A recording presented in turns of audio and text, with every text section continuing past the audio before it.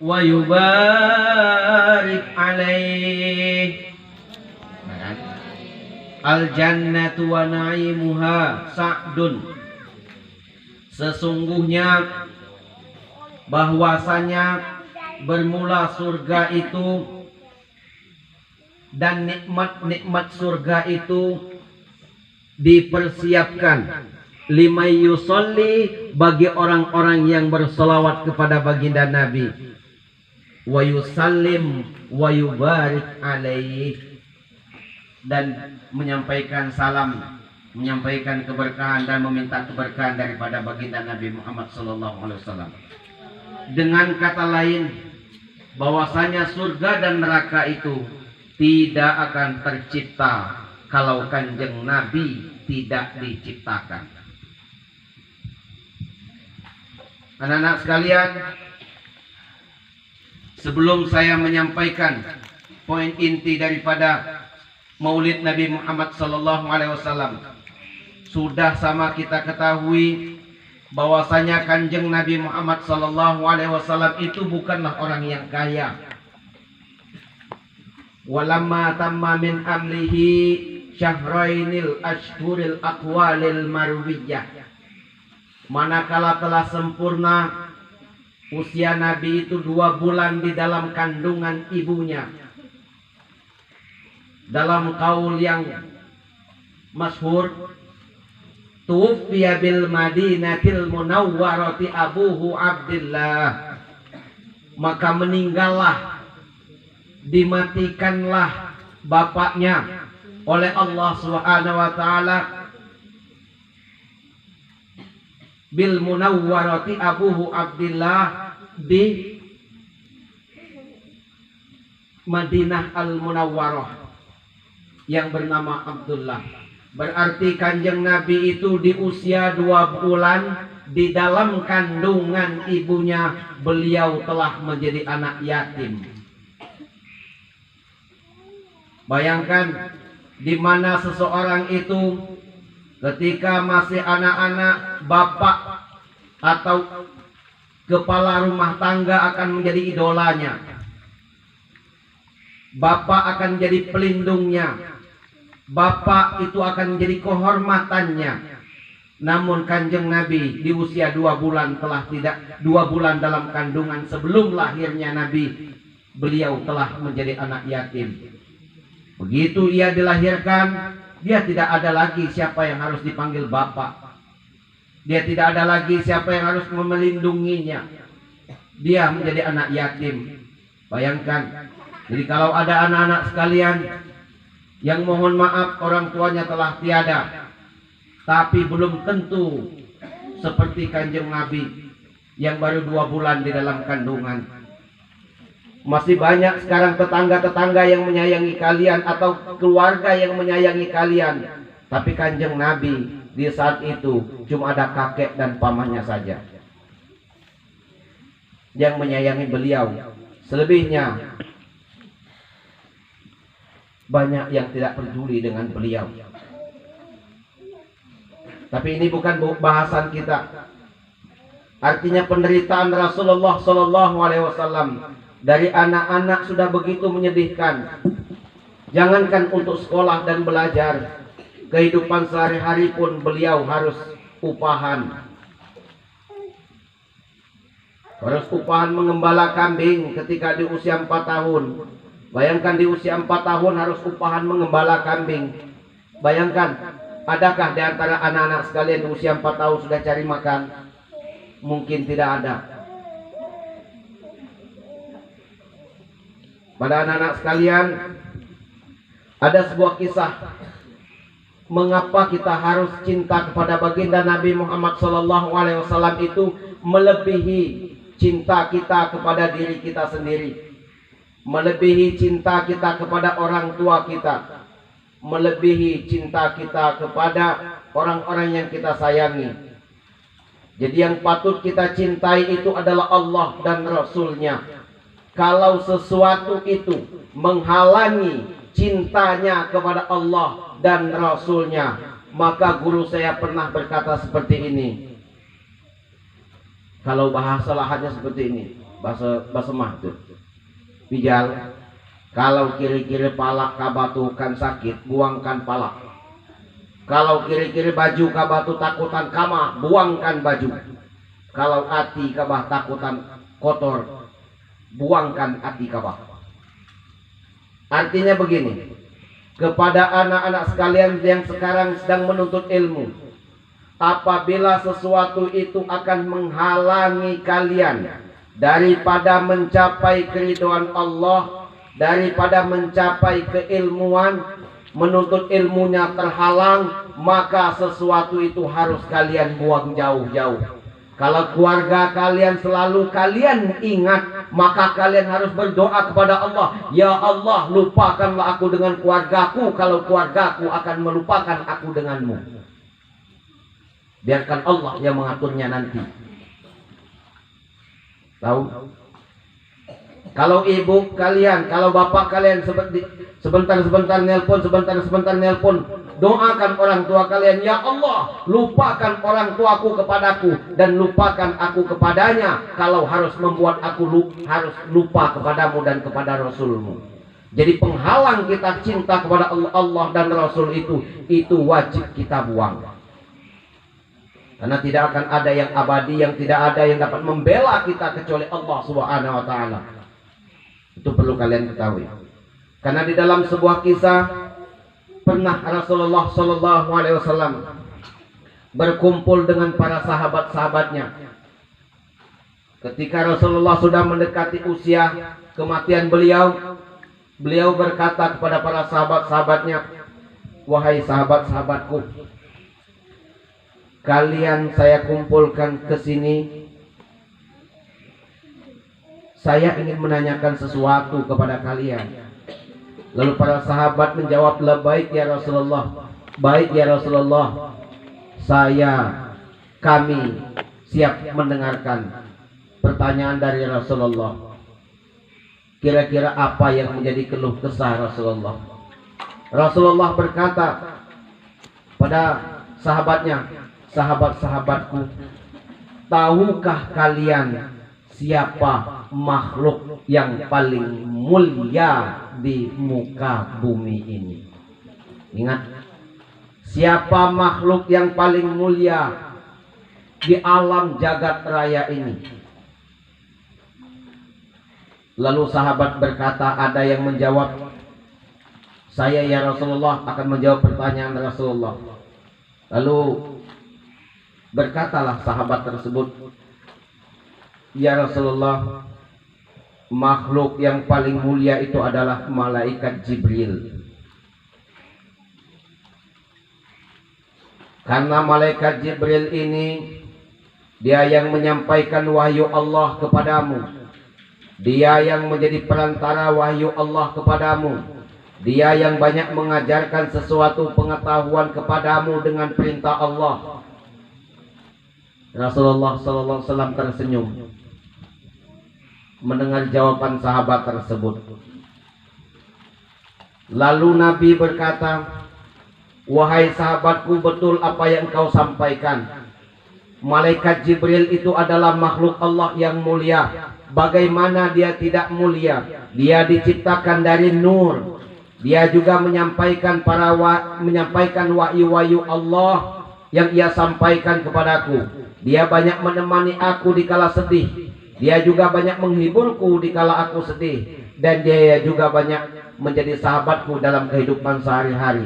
Tapi bukan dia makhluk yang Allah maksud, yang saya maksud itu. Bukan dia makhluk Allah yang saya maksud itu. Dia belum begitu mulia. Para sahabat terdiam. Lalu sahabat lain menjawab lagi, ya Rasulullah, bukan berarti kami ingin menyombongkan diri, bukan berarti kami ingin membanggakan diri. Saya tahu ya Rasulullah siapa yang mulia itu. Sahabat itu menjawab, siapa yang mulia? Kata Rasulullah, yang mulia itu adalah kami ya Rasulullah. Kami yang berjuang bersama Rasulullah, kami yang rela mati demi Rasulullah, kami yang rela menjadi miskin demi Rasulullah, kami yang siang malam berdoa untuk Allah. kepada Allah, kami siang malam berdoa kepada Allah demi menjaga agama Allah. Kami rela mati demi agama Allah dan rela mati demi Rasulullah. Kamilah makhluk yang mulia itu. Rasulullah pun tersenyum.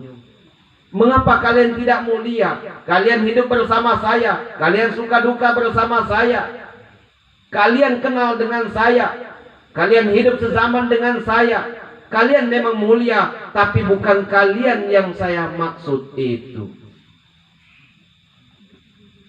Bayangkan, sahabat terdiam. Rasulullah menundukkan matanya, menundukkan pandangannya, karena Rasulullah tahu betapa jawaban Rasulullah itu mengecewakan para sahabat-sahabatnya. Dan Rasulullah tahu betapa gemuruhnya perasaan para sahabat-sahabat Rasulullah waktu itu, yang mereka sudah berjuang mati-matian tapi tidak mulia di sisi Allah. Para sahabat banyak yang menangis mendengarkan jawaban dari Rasulullah. Rasulullah sallallahu alaihi wasallam pun menangis karena melihat tingkah para sahabat-sahabatnya, bukan ingin mengecewakan sahabatnya. Lalu sahabat tak satu pun lagi mau menjawab pertanyaan Rasulullah. Kemudian Rasulullah angkat bicara kepada sahabat-sahabatnya, wahai sahabat-sahabatku, kalian itu mulia karena kalian itu hidup sezaman dengan saya, kalian beriman kepada saya. Tapi ada yang lebih mulia lagi daripada kalian. Ini, tahukah kalian? Para sahabat tidak ada lagi yang mampu menjawab. Sambil menangis, Rasulullah menjawab, menyampaikan kepada sahabat-sahabatnya, wahai para sahabat-sahabatku, saksikan oleh kalian, dengarkan oleh kalian dengan sebaik mungkin, bahwasanya kalian mulia itu wajar karena kalian hidup sezaman dengan saya. Kalian mulia itu wajar karena kalian memang berjuang bersama saya. Tapi ada lagi yang lebih mulia dari kalian. Siapakah itu? Dialah adalah umatku, umatku yang mereka tidak kenal dengan saya, tidak pernah tahu di mana tempat saya dilahirkan. Mereka tidak pernah berjuang sama saya, mereka tidak pernah mengorbankan hartanya untuk saya, tapi mereka beriman kepada saya. Mereka rela mati di kemudian hari demi saya, rela menuntut ilmu yang saya sebarkan melalui para alim ulamanya. Umatku, kita ini salah satu insya Allah yang dirindukan oleh Rasulullah Sallallahu Alaihi Wasallam. Kita inilah orang-orang yang dirindukan oleh Rasulullah. Umat Rasulullah itulah orang-orang yang hebat, yang mendapatkan fasilitas dari cintaan Allah melebihi kecintaan para sahabat-sahabat Rasulullah yang sehidup, yang semasa dengan beliau. Sehingga Rasulullah SAW menyampaikan hadis qudsi mengatakan, inni haramtul jannah, sesungguhnya aku haramkan surga itu, kata Allah, hatta tadkhulaha ummataka ya Rasulullah, ya Muhammad. Sesungguhnya aku akan haramkan surga itu, kata Allah, sampai masuk umatmu ya Muhammad. Bayangkan, sesungguhnya aku haramkan surga itu dari mulai zaman Nabi Adam alaihissalam yang punya umat, kemudian zaman-zaman nabi-nabi setelahnya, Nabi Ibrahim alaihissalam, Nabi Isa alaihissalam, seluruhnya itu tidak bisa masuk surga kalau bukan umat Nabi Muhammad terlebih dahulu yang masuk surga.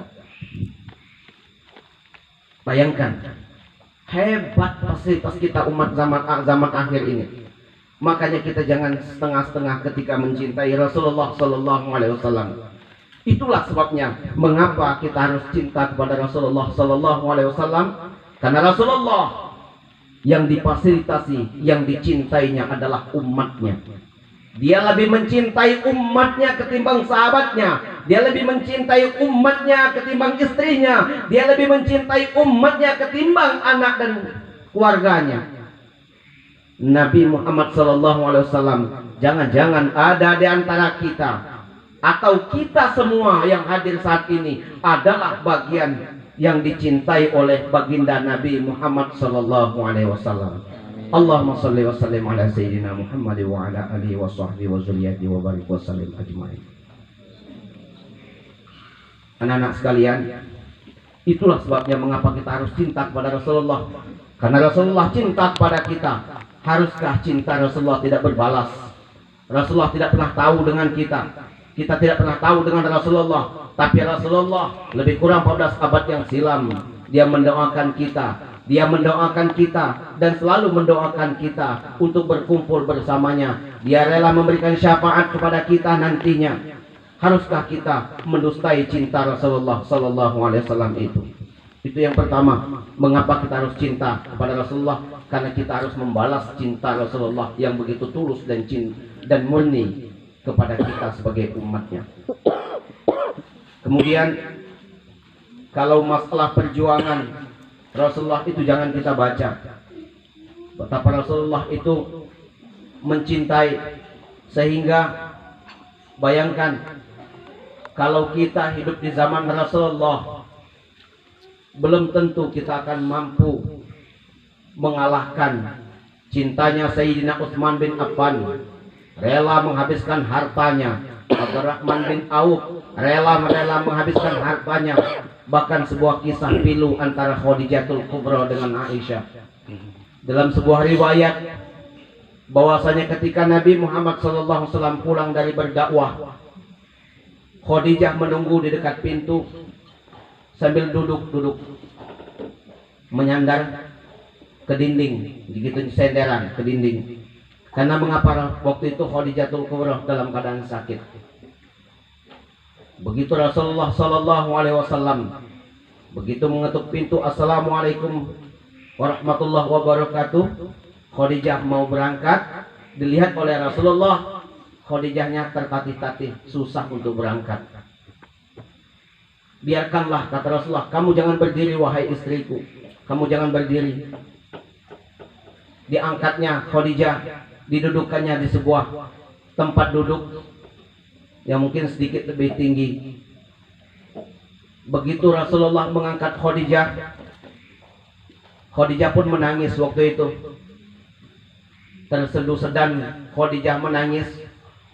Lalu Kanjeng Nabi berkata kepada Khadijah, wahai Khadijah, wahai istriku, apakah engkau menyesal memiliki suami seperti diriku yang tidak punya harta, yang jauh daripada kemuliaan?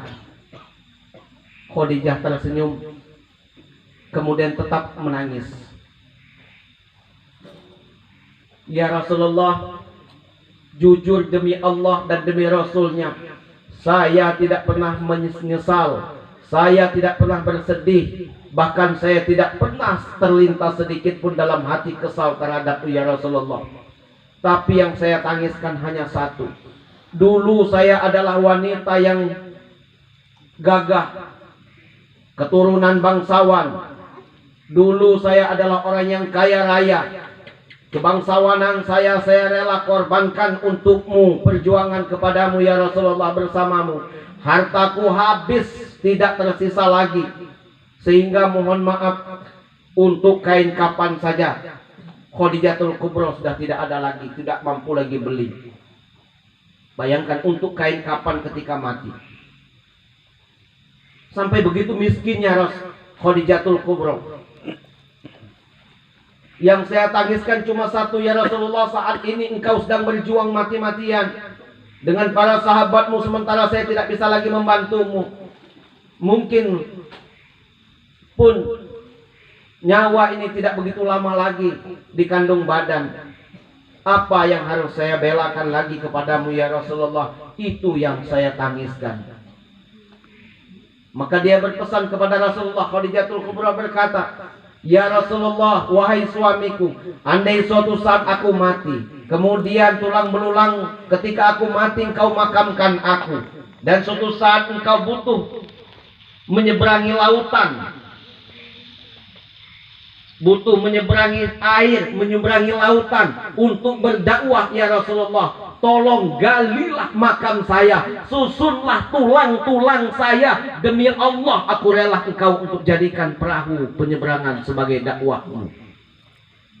Bayangkan Khadijatul Kubra, demikian begitu patuhnya, begitu cintanya kepada Rasulullah. Dia rela tulang-tulangnya disusun, kuburannya digali, tulang-tulangnya disusun untuk dijadikan perahu demi menunjang perjuangan terhadap suami yang ia cintai. Sekarang kembali kepada kita. Seberapa besar perjuangan kita untuk agama Allah?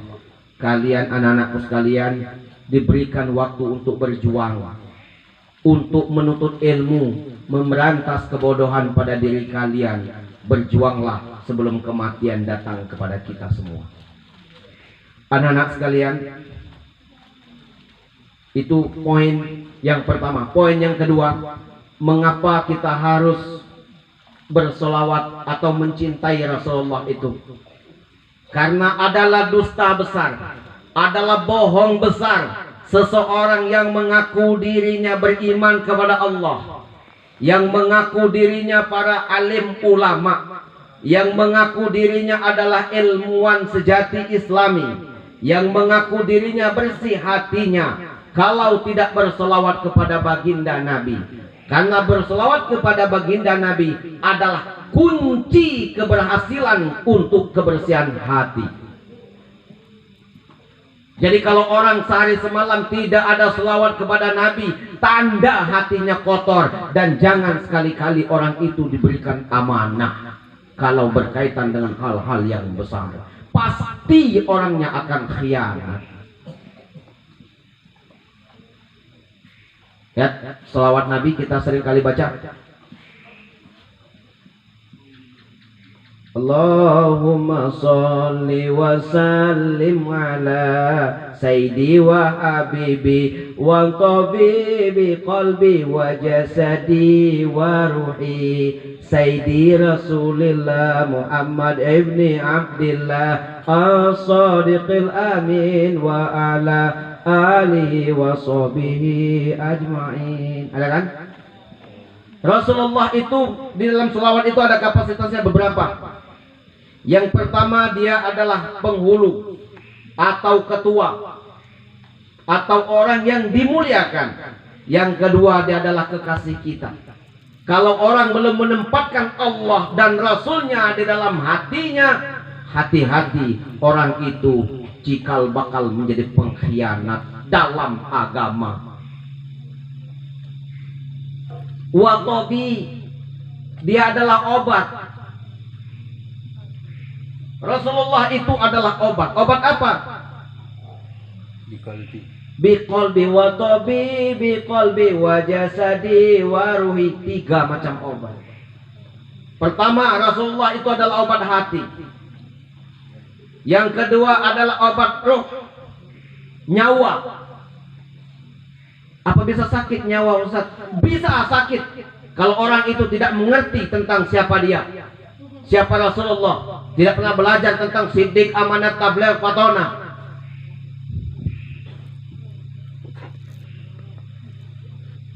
Dan yang ketiga, jasadi, obat jasad. Makanya kalau para ulama-ulama terdahulu ketika dia sedang sakit, dia tidak terlalu banyak mengeluh. Dia banyak selawat saja. Allahumma salli wa sallim ala sayyidina Muhammad wa ala ali sayyidina Muhammad. Allahumma salli wa sallim ala sayyidina Muhammad wa ala ali sayyidina Muhammad. Ya.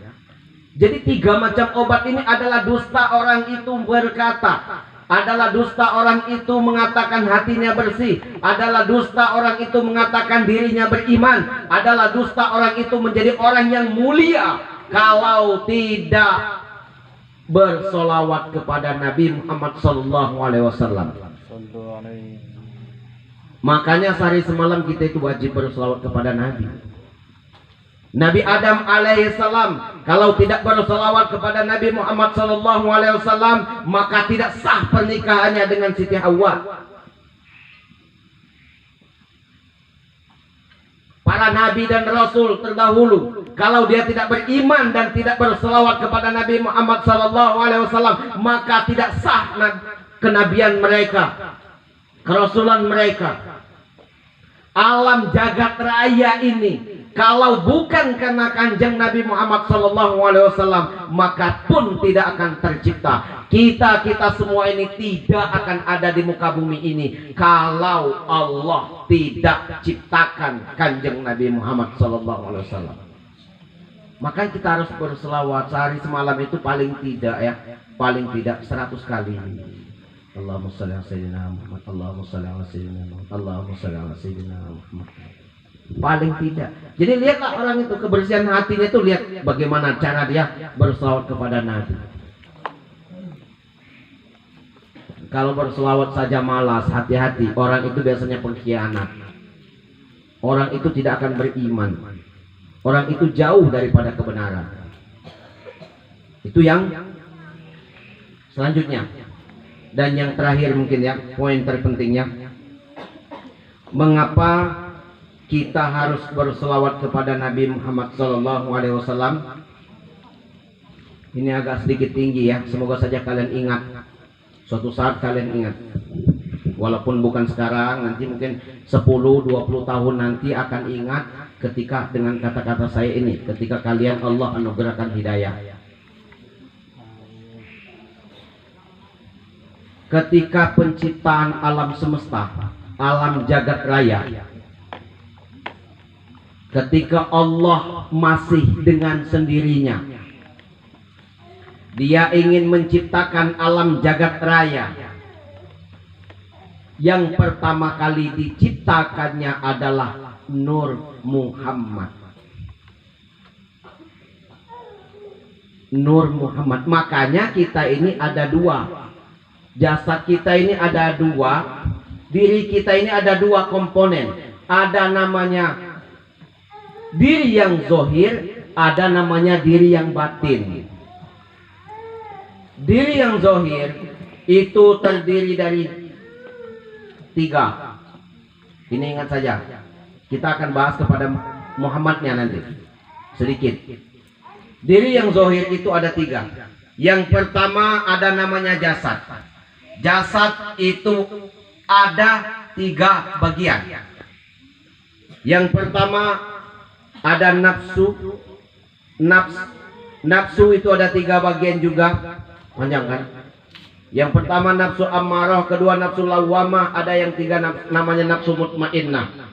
Yang mampu masuk surga itu cuma 1, nafsu mutmainnah. Selain dari itu tidak bisa masuk surga seseorang itu. Itu panjang. Itu diri yang zohir. Diri yang zohir juga akal. Akal. Ya. Diri yang zohir itu juga qalb, hati, perasaan. Maka manusia itu ketika hatinya mati, hatinya tidak punya perasaan, maka nilainya sama dengan setan atau binatang. Nah, kita bahas kepada diri yang batin saja. Awal penciptaan alam jagat raya, Allah pertama kali meniupkan, menghiaskan alam jagat raya itu adalah ruh yang disebut dengan nur. Dari Nur Muhammad itu, ketika Allah ingin menciptakan alam jagat raya, Nur Muhammad ini Allah ciptakan, diletakkan di sebuah pohon namanya Syajaratul Muttaqin. Dalam sebuah riwayat namanya Syajaratul Yaqin. Diletakkan di sebuah pohon namanya Syajaratul Muttaqin. Ternyata dia ini bahasanya sehari-harinya kehidupan Nur Muhammad ini tidak lain dan tidak bukan, kesehariannya hanyalah berzikir. Apa zikirnya? Subhanallah walhamdulillah wala ilaha illallah wallahu akbar wala haula wala quwwata illa billahil aliyil azim.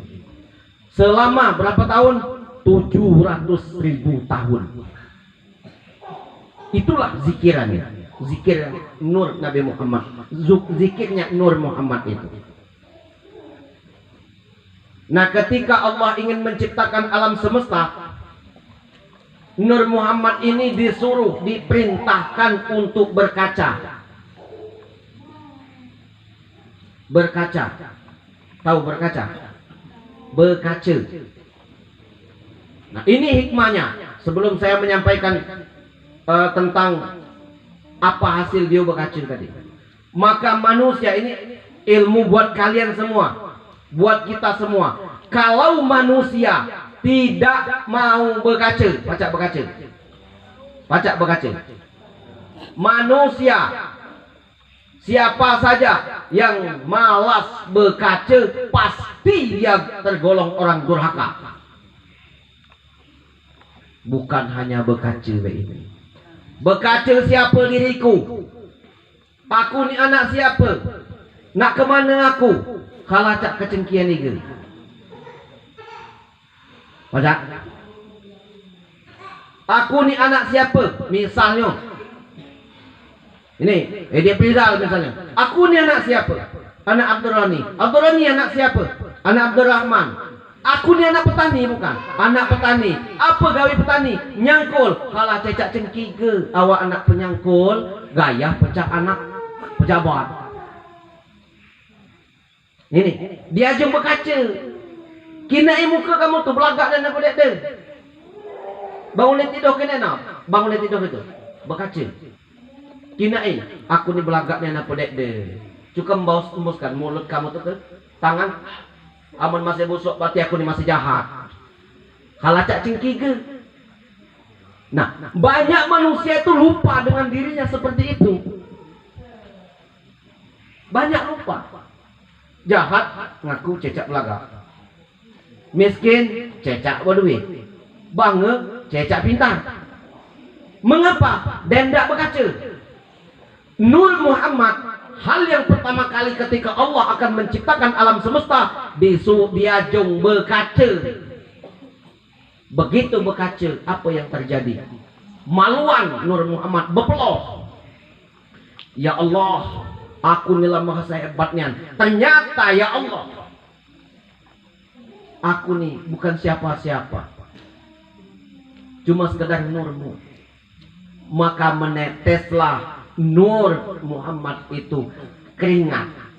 Keringat itu, jumlah keringat tetesan itu dalam sebuah kitab Kashful Ghaibiyah itu 124.000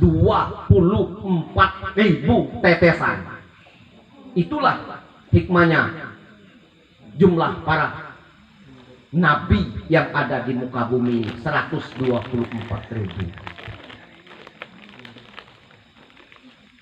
Ada yang tetesan, mohon maaf, kalau yang tetesan Rasulullah dari keringat keningnya, dia akan bisa menjadi orang yang ahli sujud, para alim ulama, para sahabat. Ada yang netes dari telinga kanannya keringat ini, maka dia menjadi orang yang ahli di dalam kolbu, hati, perasaan, sufi. Tapi ada yang menetes dari keringat sebelah kiri, telinga sebelah kiri, maka dia itu akan menjadi orang yang munafik, jadi orang yang kafir, jadi orang yang durhaka, dan seterusnya. Maka penciptaan kita awalnya adalah satu. Secara ruh kita ini adalah Nur Muhammad. Tapi secara jasad kita adalah keturunan Nabi Adam. Itulah sebabnya mengapa manusia wajib untuk bersolawat kepada Nabi Muhammad SAW. Ketika seorang itu tidak berselawat kepada Nabi, berarti dia tidak mengakui asal kejadiannya pertama kali. Maka dia adalah orang durhaka. Makanya dalam Al-Quran disebutkan ati Allah wa ati'ur Rasul. Dua ini tidak bisa dipisahkan. Kalau engkau patuh dengan Allah, engkau pun wajib patuh kepada Rasulullah SAW. Bisa dipahami anak-anak? Mengapa harus cinta kepada Rasul? Karena kita adalah Nur Muhammad. Ya, ingat, kita adalah Nur Muhammad. Ingat ya. Jadi Kakek 10-20 tahun akan datang mungkin itu akan paham kalian. Tapi kalau sekarang saya yakin belum paham, tidak masalah. Tapi yang jelas asal usul kalian sudah tahu. Makanya bagi kalian kalau ingin sukses, kalau ingin menjadi orang hebat, satu kuncinya galak-galak bekace. Bekace lahiriah dan bekace batiniah. Baca bekace batiniah. Mengkaji diwe. Oh ya aku nih anak sianu ben sianu. Bapakku di kebun benaki ya Allah. Benaki tidur ya maaf. Gak ada di antara orang tua kalian yang saat ini jauh daripada listrik. Cuman makai lampu batuk juga minyak. Kaji itu. Ya Allah, bapakku nyekolahkan aku sini sehari. Besok pagi dia harus bangun nako. Besok pagi dia harus ke kebun muteh kawe. Besok pagi dia harus maaf ngomongkannya upahan. Bekaca. Hala cak cengki. Hala nemani gejajan. Itu maksudnya. Kami pun seorang guru, kami bagian dari guru. Bekaca. Amun kami banyak dosa. Hala cak cengki. Mahasa cak paling suci. Amun kami kian lagi masih galak budi. Hala nemani ngajak cari jujur. Nah itu pesankan dengan guru seperti itu. Mungkin kita galak budi. Hala nemani ngajak jujur. Karena ngapa? Namanya tidak bekaca. Ajak ilmu yang lain kian. Selain daripada kejujuran. Kalau kita masih sering khianat, bekaca. Nah itu, ya. Jadi itu saja kepada anak-anak sekalian. Mungkin sedikit harus kalian pahami bahwasanya kemuliaan kita itu adalah pandainya berselawat kepada Rasulullah. Kemuliaan itu tidak akan Allah berikan. Kemuliaan dunia akhirat maksud Ustaz. Kemuliaan dunia dan akhirat itu tidak akan Allah berikan kepada orang-orang yang melupakan asal usulnya, dengan kata lain yang tidak suka berselawat kepada Nabi Muhammad SAW. Ini para hafizoh, mulai besok biasakan untuk banyak-banyak berselawat. Ya, Allahumma shalli ala sayyidina Muhammad. Tidak harus dia sejadah, ya, tidak harus di sejadah. Sambil duduk seperti ini, lagi ngapal malas, dah. Sambil tidur, itu kalau, ya mohon maaf, ini para orang-orang soleh itu seperti itu, sambil tidur, tidak harus bentang sejadah, sambil tidur, la ilaha illallah, la ilaha illallah, Allah. Dan Allahumma shalli ala sayyidina Muhammad. Allahnya dapat, selawatnya dapat. Allahumma shalli ala sayyidina. Allahumma shalli ala sayyidina. Allahumma shalli ala sayyidina. Yakinlah kalian, ilmu kalian akan tambah tajam, keberkahan hidup kalian akan Allah jamin. Tapi ketika kalian tidak banyak berselawat kepada Nabi, tanda hati kalian kotor. Hati kalian kotor itu tanda orang-orang jauh daripada agama. Orang jauh daripada agama itu akan jauh daripada Allah. Orang jauh daripada Allah maka dia jauh daripada rahmatnya. Orang jauh daripada rahmatnya, siap-siapkanlah dirimu untuk menjadi orang yang susah dunia dan akhirat. Itu saja mungkin kepada anak-anak sekalian. Sengaja saya sampaikan ini, tidak ada humor-humor. Ustadz ini tidak bisa humor, jujur. Makanya Ustadz malas kalau ceramah-ceramah di luaran itu kan. Tapi yang jelas suatu saat kalian akan paham apa yang Ustadz sampaikan. Mungkin 10 atau 20 tahun kemudian kalian akan paham dengan kata-kata saya ketika kalian melanjutkan pendidikan atau melanjutkan pengkajian di bidang ilmu keagamaan tersebut kepada orang yang tepat. Dan Allah, kita ini jangan lupa bermohon kepada Allah. Semoga saja Allah berikan kita hidayah sampai akhir hayat kita, dan semoga saja Allah kumpulkan kita nantinya bersama Kanjeng Nabi Muhammad SAW yang kita takzimi, yang kita muliakan dan kita agungkan baik di dunia maupun di akhirat kelak. Akhirul kalam, wallahul muwaffiq ila aqwamit thoriq. Assalamualaikum warahmatullahi wabarakatuh.